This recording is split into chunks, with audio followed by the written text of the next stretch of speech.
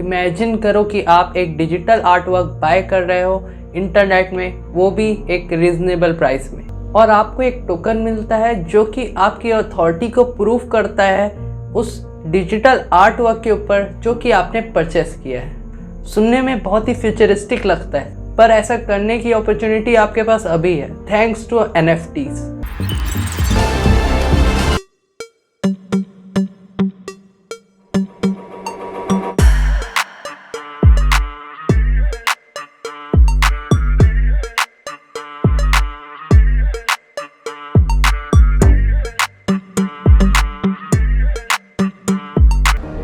NFT stand for non fungible tokens, और इसमें जो टेक्नोलॉजी का यूज़ हुआ है इसे क्रिएट करने में, वो सेम टेक्नोलॉजी है जो क्रिप्टो करेंसी में यूज़ होती है, और ये आपके लिए बहुत ही ज़्यादा इंफॉर्मेटिव और हेल्पफुल होने वाले हैं। So please watch the video till the end. तो हेलो दोस्तों, मैं हूँ Kaif from Tech guide.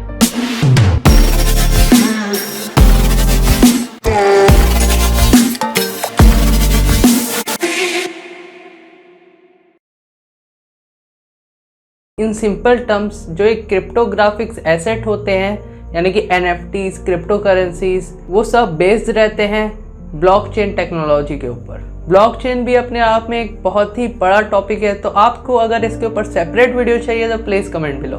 NFTs cannot be exchange and trade equivalently like other cryptographic assets like bitcoin और Ethereum. NFT term clearly represent करता है कि ये कभी भी रिप्लेस या इंटरचेंज नहीं हो सकते, क्योंकि ये एक यूनिक प्रॉपर्टी है। Physical currency and crypto currency are fungible, तो ये ट्रेड भी हो सकते हैं या रिप्लेस हो सकते हैं, पर मैंने आपको पहले ही बताया था NFT stand for non fungible token, तो ये रिप्लेस नहीं हो सकते और ट्रेड भी नहीं हो सकते। मैंने अब तक आपको NFT के बेसिक बता दिए हैं, तो चलिए अब इसके कुछ की फीचर्स को जान लेते हैं।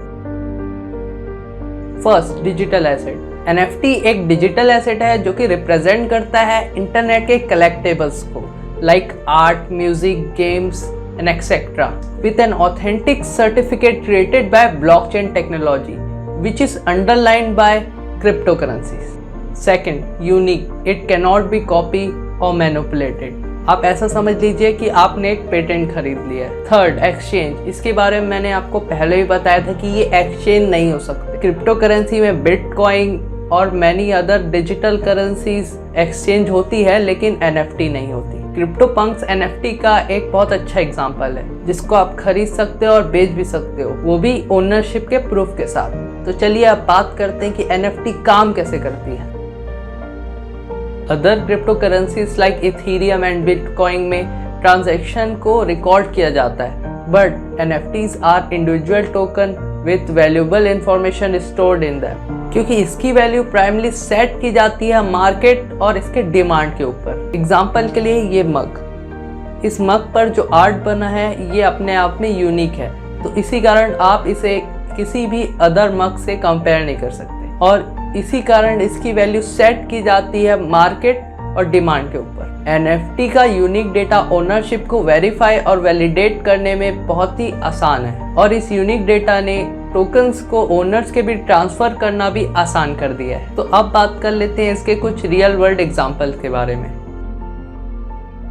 आपको पता नहीं होगा, लेकिन NFTs बहुत टाइम से चल रही हैं। NFTs का सबसे पहला एग्जांपल है डिजिटल कलेक्टेबल्स, जिसकी बात मैं इस वीडियो में पहले भी कर चुका हूँ। Second, domain name. डोमेन के बारे में तो आप जानते ही होंगे, ये भी एक टाइप की NFT है।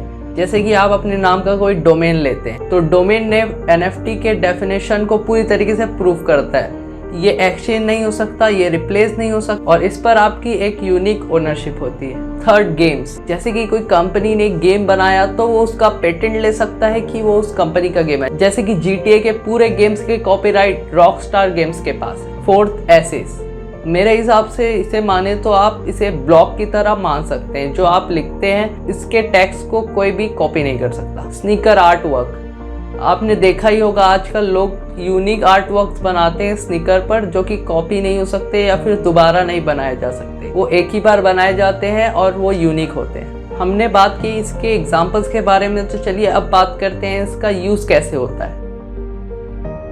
पहला डिजिटल कंटेंट NFT का सबसे बड़ा यूज है। तो चलिए इसको एक एग्जांपल में समझते हैं। एक लड़का है, उस लड़के ने अपने पूरे लाइफ टाइम की फोटोज खींची हैं एक कुर्सी पर बैठकर, मान लीजिए 1 साल से लेके 20 साल तक, और उसने इसकी एक एल्बम बना ली और उस एल्बम को इसने एक दूसरे पर्सन को सेल कर दिया and give the ownership of that photo to that second person. तो ये एक NFT एक्सचेंज का एग्जांपल हो सकता है। और अब वो लड़का जिसने वो NFT उस सेकेंड पर्सन को बेची है, तो वो चाह कर भी उस फोटो को दोबारा यूज नहीं कर सकता, क्योंकि अब ओनरशिप वो सेकेंड पर्सन के पास है। NFTs टेक्निकली 2015 से हमारे अराउंड है, लेकिन इसकी पॉपुलैरिटी कुछ ईयर से बढ़ना चालू हुई है। तो अगर आपको वीडियो हेल्पफुल और इन्फॉर्मेटिव लगे किसी भी पर्सपेक्टिव से, तो please give a big thumbs up और don't forget to subscribe to my YouTube channel and press the bell icon and comment below your favourite part of the video. तो फिर मिलते हैं अगले किसी टेक वीडियो में, तब तक के लिए गुड बाय।